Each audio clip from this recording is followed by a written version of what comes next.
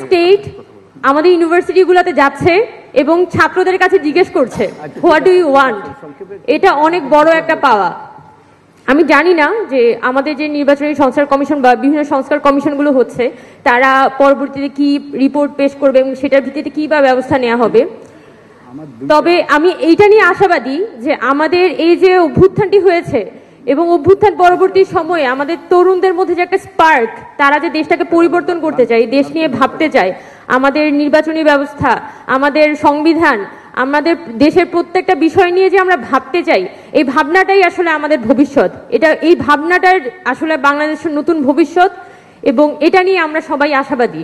এটা নিয়েই আমাদের ভাবতে হবে যে আমরা যারা তরুণরা আছি তারা আসলে জেগে উঠেছি এবং আগামী যত সময় আসবে কোন সরকারকে আমরা পুনরায় ফ্যাসিবাদী সরকারে পরিণত হতে দিব না। কারণ গত 15 বছর শেখ হাসিনা সরকার কি করেছিল? শুধুমাত্র আমাদের যারা তরুণরা আছে তাদেরকে নানান ধরনের একটা পলিটিক্স, মানে উই হেড পলিটিক্স, এরকম একটা এনভায়রনমেন্টের মধ্যে রেখে সবসময় রাষ্ট্র থেকে বিচ্ছিন্ন করে রাখতো।